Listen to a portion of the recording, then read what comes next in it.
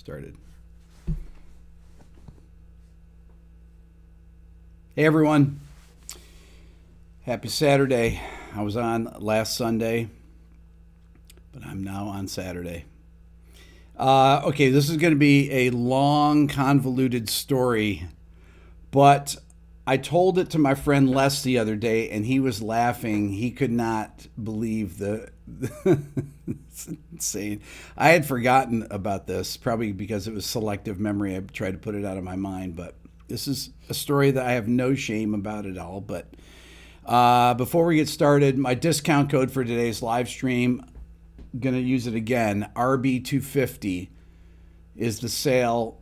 If you're interested in improving your ear, Beato ear training. If you're interested in learning about music theory, my Beato book, 65% off that.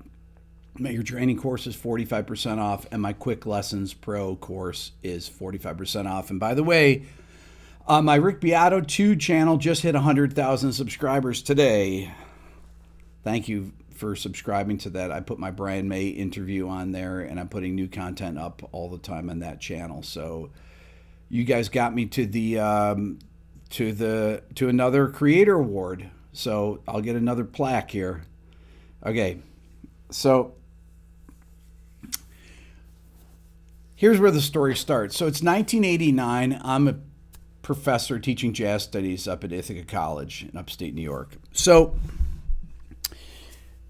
I'm playing a Sunday night jazz gig, solo jazz guitar with a classical guitar. This is probably the hardest kind of gig you can have. It's a 3-hour gig of solo guitar playing standards. And there are people out sitting in this restaurant. The restaurant held about probably 100 people or so. And there'd just be college students milling around, just sitting, eating dinner, drinking, doing stuff like that. Anyways, I had this buddy of mine that was in a local band named Alan that came by the window one day. He saw me in there, and he probably could sense I was struggling to, it was just a tough gig. By the end of the night, I was tired. And he says, "Hey, you want me to go get my bass?" And I was like, "Yeah." So he walks down the Commons in Ithaca. It's on the corner of the Commons in the middle of town.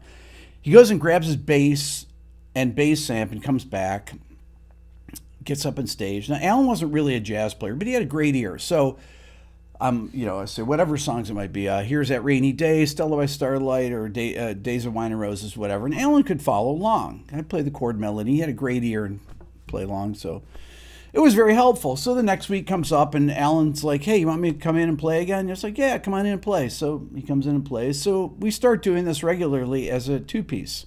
This goes on for probably about 2 months or so. And then one day he says, "Hey, I want you to come over to my place. I want to play you something before the gig." And he lived just off the Common, so I go over to his place, and he said, "I want to play you a couple songs I wrote." So he has his acoustic guitar, and he sings. And he's got a phenomenal voice. He played me a couple songs, and they were really great songs. Kind of sounded like Sting, right? But very well-written songs, great singer. I said, "Wow, that's amazing. I didn't know you were a great songwriter, great singer." He's like, "Yeah." He goes, "I'm doing this demo. I'm borrowing an 8-track reel-to-reel from a friend of mine. I want you to play on it." And I was like, No, man. I don't really play rock. I don't know what to play or whatever. I really don't play rock anymore. He's like, "Come on, you used to play in rock bands and everything." I said, "Yeah, that was when I was in high school." He's like, "Listen, just come down. I got a guitar and amp and everything. You just come down and play some parts." I'm like, "All right." So the next week he's working on this thing. There's no vocals or anything, and he has me come in. He's like, "Yeah, I want you to play something here." So I played a part here. I played a part there on a few songs. Most of the songs. And there were 8 songs. So anyways, about a month later, he finishes the thing, and he gives me a cassette. And it just says Alan on it. And I listened to it. I was like, "Wow, this is great. These songs are really, really good." Okay, so a couple weeks goes by, and he calls me up at my office at Ithaca College. And he's like, "You got to meet me down at this park." I was like, "What's going on?" He's like, "You're not going to believe what happened. Just meet me down this park." I said, "Well, I'm just finishing up my last class here, and or finishing up my last lesson. I'll meet you now." So I drive down this park. He's like, "You're not going to believe this. Senior VP of Electric Records called me, left me a message on my answer machine, and said, before I spend $250,000 on your band, or I got your tape, it's amazing. You need to get a band, and I want to do a development deal with you." And I was like, "What is a development deal?" He says, "I talked to him. He wants to give us money to record some more songs. I mean, what do you mean us? He says, well, I don't have any more songs, so I have to write other songs. Those are all my my songs.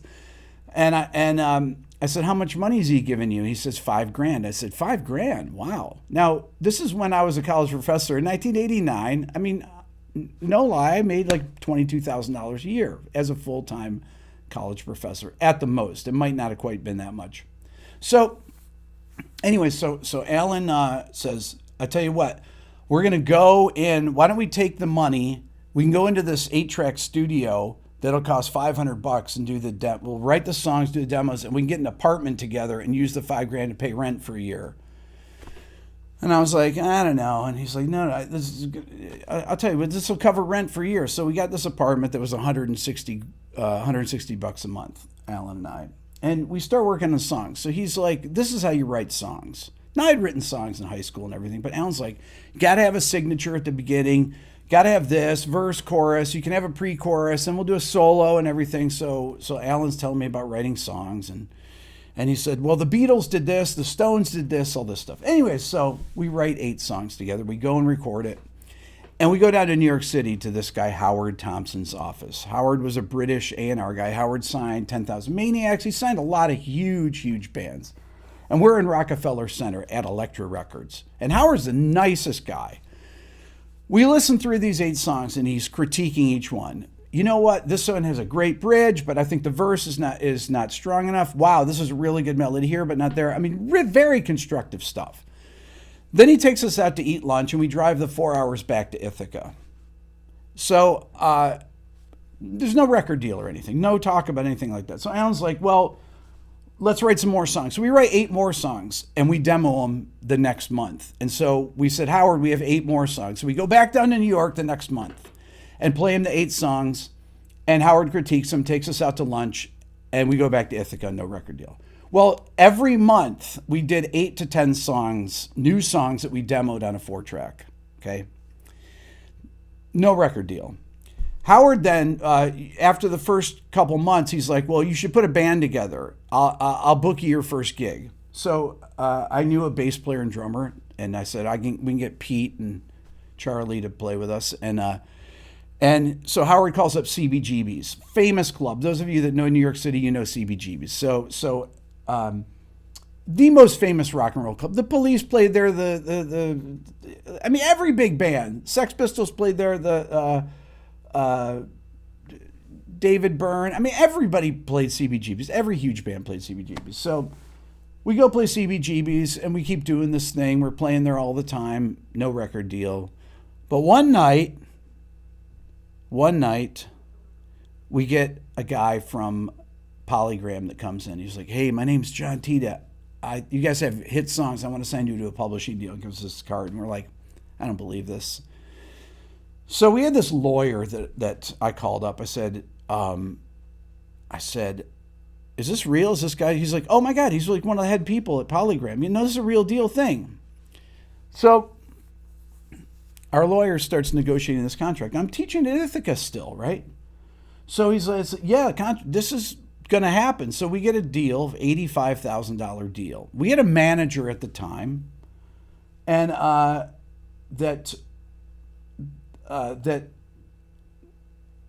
we had a manager and a lawyer. So this $85,000, most of the money, other than about $10,000, went to them, went to the lawyer and the manager. The manager's like, well, you owe us this much money and blah, blah, blah, right? So Alan and I had about $5,000 apiece, but I was like, I'm going to quit teaching at Ithaca and go and try to make it in a band.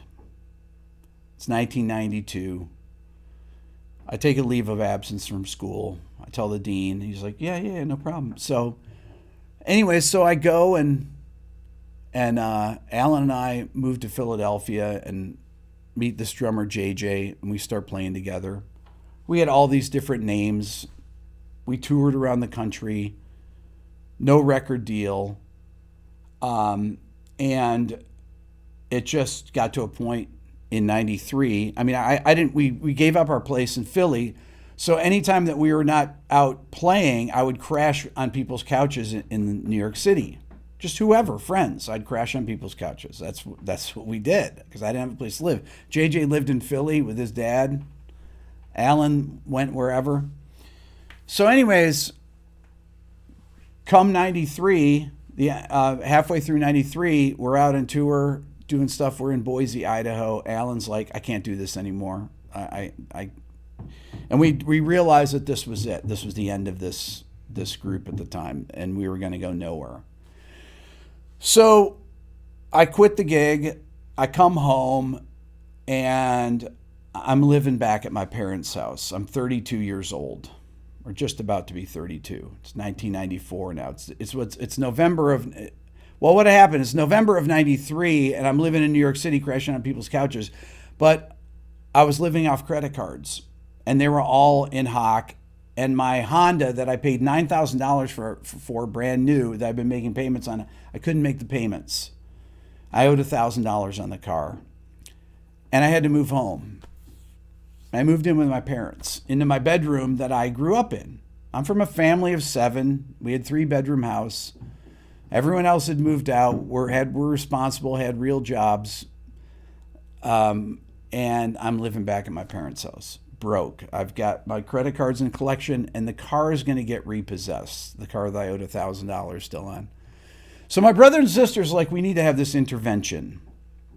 I go over to my brother Lou's house. All my siblings are there, my 6 siblings. I'm super tight with my family, with all my siblings and everything. So what can we do to help? Well, my parents said, listen, we'll pay off the $1,000 in your car. So you can't not have a car. We'll pay off the $1,000 you owe on the car so they don't repossess it. My brother Ray says, I'll hire you to help me set up my computer system. I can pay you $200 or $300 a week, something like that, which was amazing. It was like, wow. So I start work and I call all the credit card companies. I get back on track and everything. And I tell the people, my siblings, I said, I'm only going to stay here for a few months, and then I'm going to go back out and try and start another band because I want to play my own music. No problem. So I get everything kind of set. I save up $200, and then I decide, okay, I'm ready to leave. And Kurt Cobain dies. I love grunge. You guys know I love grunge. It's April of 1994. Kurt Cobain dies. And I was like, I'm leaving my house. I get in my car. I tell my parents I'm going. Where are you going? I don't know. I have a map of the United States. I'm not sure where I'm going to go. So I start driving west from Rochester. I'm just looking at the map. There was a New York Times article that talked about different music scenes, that talked about Wicker Park in Chicago. There was bands like Veruca Salt and Smashing Pumpkins were from there. There was Chapel Hill. They had Superchunk and had Polvo and had Archers of Loaf. There were these music scenes all over the country that, other than Seattle. Seattle kind of was this is just post-Seattle. I mean, Seattle was still going on. Soundgarden was releasing records. Pearl Jam was releasing records. This was that time period. So I drive to Chicago. I pull into the Wicker Park area. Get out of my car to look around. It's middle of the day. And this girl comes walking up, and she goes, "You're from Ithaca?" I had an Ithaca College sticker on my car. I was like, "Yeah." I said, "I used to teach at Ithaca College." "Wow, I'm from Ithaca." I was like, "What? No way." And she said, "What are you doing here?" So I'm thinking about maybe moving here and trying to, start a band or get in a band or something. She's like, "Where are you going to stay?" I said, "I have no idea." She goes, "I got some friends that go to the Art Institute here in Chicago. Let me give them a call." So she invites me into her house. She and her boyfriend are there and stuff. And she calls up, "Hey, my friend Rick is in town. He's a friend of mine from Ithaca. You guys have room in your place?" Yeah. You tell them to come on over and crash. So I go over to these guys' house. These 3 guys that are art students. They have all this stuff all over this huge loft and everything. They're like, "Yeah, you can crash on the couch as long as you want." So I start going out in Chicago to see all these different things, these bands and stuff. I was like, "Wow, this is really cool, really cool, really cool." About 10 days go by, and I'm like, wait a minute. My journey can't be over here. This is kind of the same thing that I had gone through at Ithaca when it was in the late 80s, when I was thinking about quitting my teaching gig. I was like, I'm going to be here till I'm 60 years old and retire. Because Steve, my Steve Brown, who hired me there, he was a professor there. He was a professor there from 1964 to 2011. And I was like, that can't be what my life is about. My life can't just be that I finished my master's degree and I taught college till I'm 60 years old, which I'll be in 6 months. I will be 60. That can't be my life. So I'm in Chicago. I'm like, this can't be the end of the story. There's got to be more to this. So I tell the guys, I wake up the next day. I said, I'm leaving here. Where are you going? I don't know. So I get in my Honda. Now, the only thing I had was a Mexican Strat, a white Mexican Strat, and a PV Classic 50 amp. That's the only gear I owned. I had that and a duffel bag in the back of my Honda Civic hatchback. That's all the stuff that I owned in the world. So I start driving south in Illinois, and I'm losing my mind. I can't even believe it. I'm like, I don't know where I'm going to go. I keep stopping at gas stations, looking at a map of the United States, just panicking. Where am I going to move to? So I stop at this phone booth, and I said, I'm going to call my friend Paul in Nashville, and I'm going to call this girl Cammie. Cammie booked my old band in Denver. I'm going to call her. Whoever answers the phone is where I'm going to go. So I call Paul, and it's busy. You guys know Paul, Smitty. He's the one who played chess with Lyle Mays and who was in my most complex pop song video of all time. That's Smitty. Okay, so Smitty's phone was busy. I call Cammie. I tell her what's going on. I said, Cammie, I got to move somewhere. I got no place to crash. She's like, come to Denver. You can stay with Donna, and now you can crash on our couch. It's 12 hours from this gas station to Denver. There's no cell phones.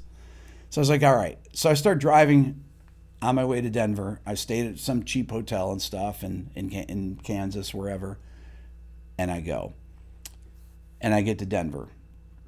Hold on. I'll just say, for those of you that just joined, my sale from last week is still on. RB250 is a discount code. If you want to support the channel and support yourselves musically, get my ear training course, get my Beato book, or get my quick lessons course. Or if you want to donate to the channel to help support things like interviews and things like that I'm doing, I'll put a donate thing in the description. Okay, I get to Chicago. So Cammie says, she's like, let's go out and see a band tonight.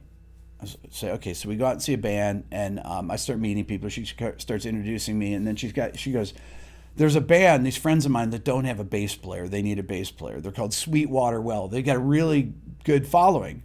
So she introduces me to the guys that night. They were out, Tony and Dave, the guitar player, and two guitar players and singers. So she's like, yeah, this is Rick, an old friend of mine. He was in a band that toured through here and everything. And they go, do you play bass? I said, yeah. Well, we have a gig tomorrow night. I'm like, great. So I go and rehearse with these guys the next day. I play a gig, and there's like 300 people there. So I'm playing with this band, I'm playing bass, and I start meeting all these people. Well, over the course of the next, week or so, I meet every musician in Denver. I'm going out every night. There's this place, Kelvin's Pool Hall, Herman's Hideaway, these clubs like that were there at the time. This is 1994. So, but I'm broke. And I say, Cammie, I need to get a job or something. So Cammie was a waitress at the University of Denver. She's like, well, you can be a busboy. And I said, okay. So she got me a job. She talked to the boss. Yeah, this is my friend Rick. I'm 32 years old. I was a former college professor. I had already played with Vinnie Colaiuta.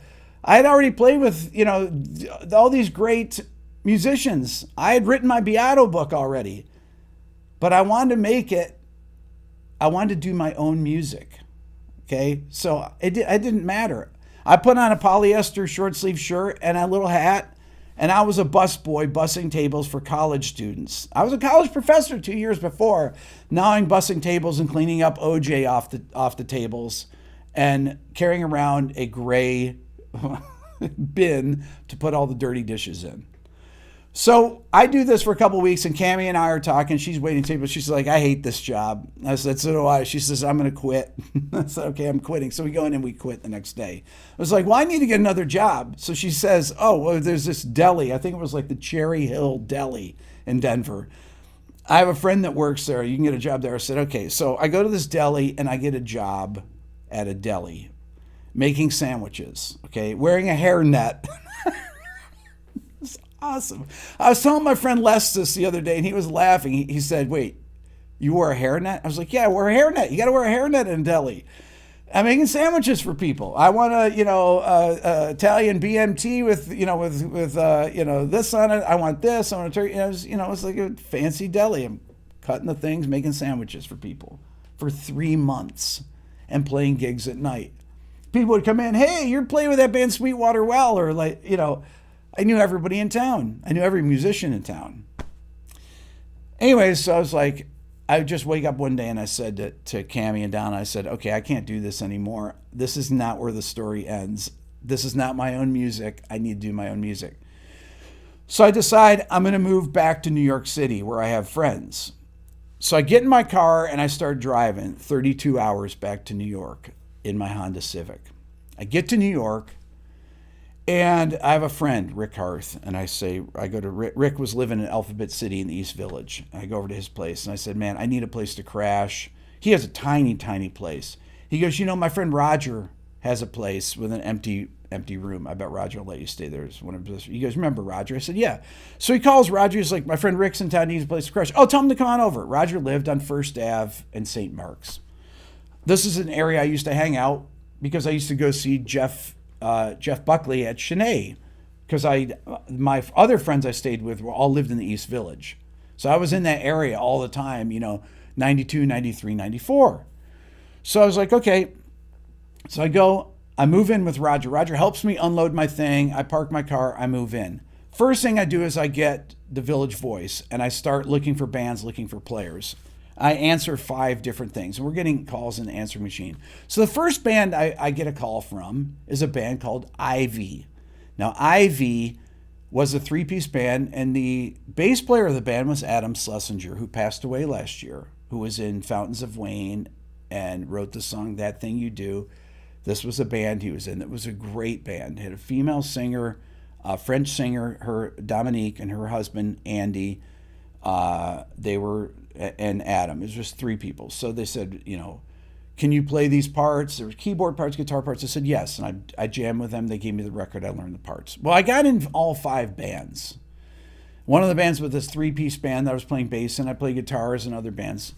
So I started playing, and I was playing in this trio. I'm there, and I get a job working on a boat as a bartender, because I needed money. None of the stuff paid. I met this girl, Lisa, who had this punk rock band that I was playing with Lisa, and she's like, well, I work as a server on this boat, and you can work as a bartender. You know how to bartend? I said, no. She said, perfect.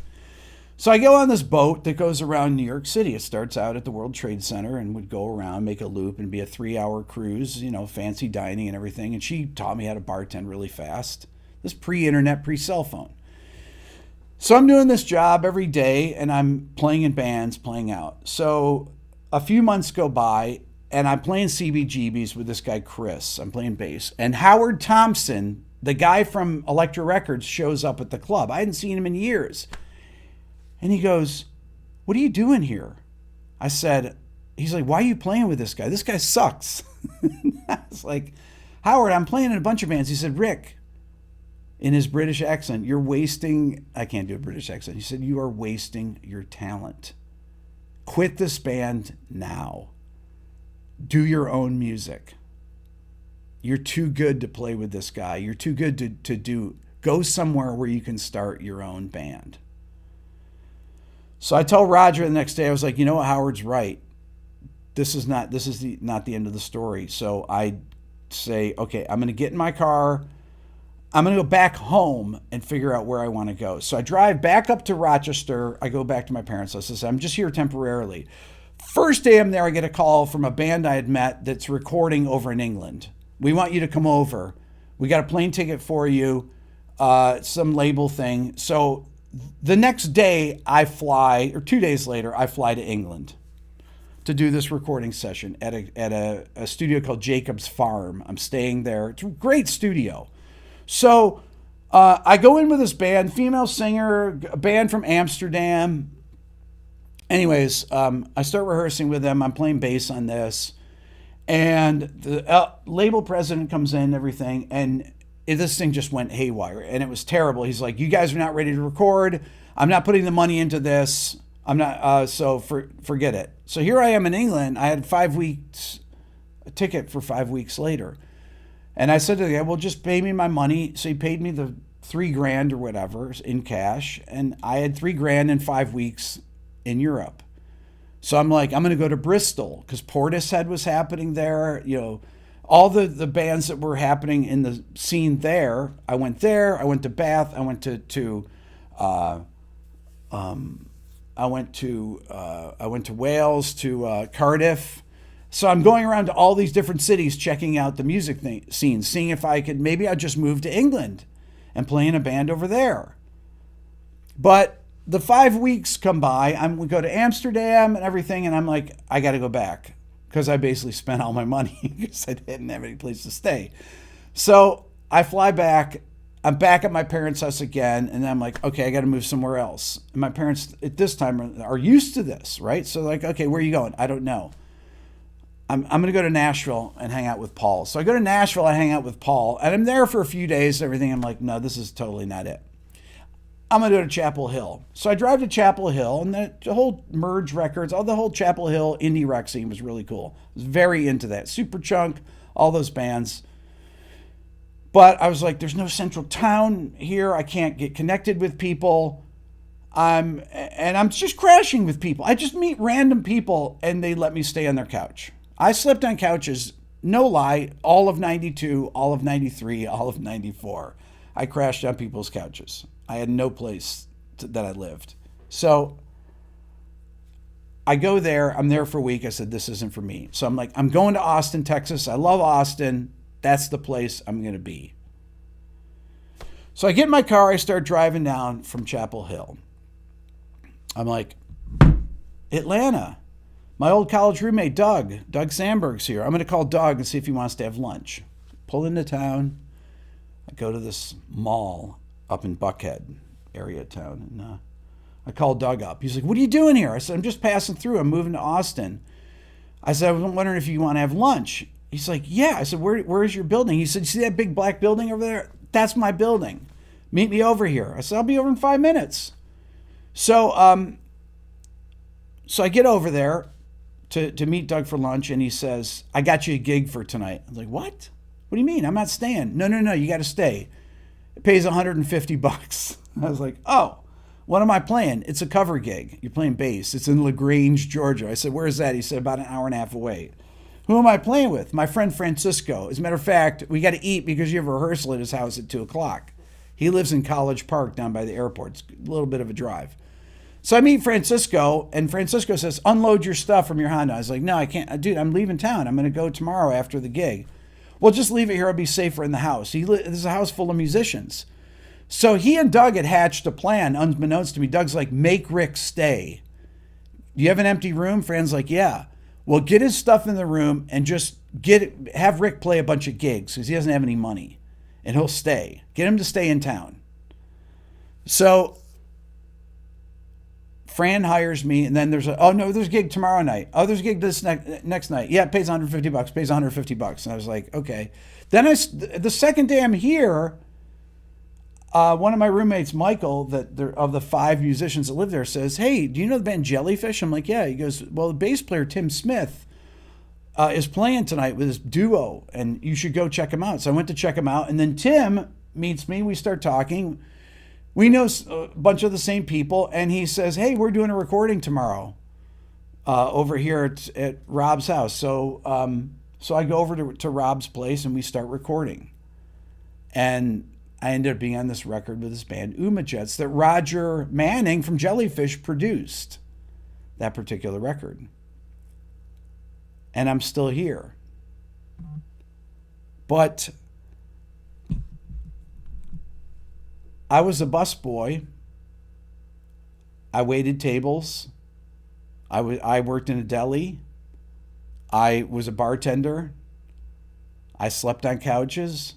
Not to mention the fact when I moved here, my first job was working at Blockbuster on Peachtree Road here in Atlanta, where I wore a blue shirt and I worked at the listening station for minimum wage, which was $4.25 an hour. That was how much I got paid at all these jobs. So I was a college professor, right? I quit that to work as a server and all these things, which are wonderful things to do. And you do whatever you have to do to make your dream happen. I mean, that's it, right? And you just have to have that vision. And I know life isn't that simple always. I was in my 30s, at this point now I'm by 1994, I'm 32, 33.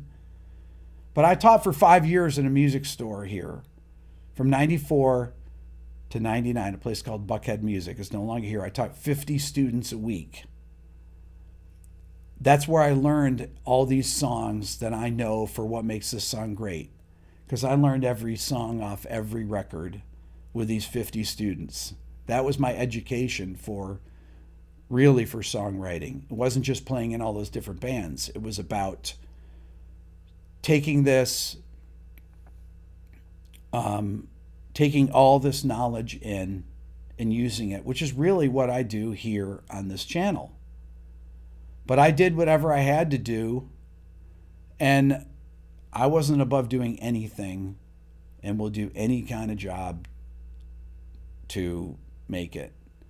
And I don't even think about it, but I was laughing when I was talking to Les the other night about having to wear a hairnet to work. And he's like, no, you wore a hairnet? I wore a hairnet and a polyester shirt. Okay, I'm making sandwiches for people every day. He's like, what? I was like, oh yeah, man, you kidding me?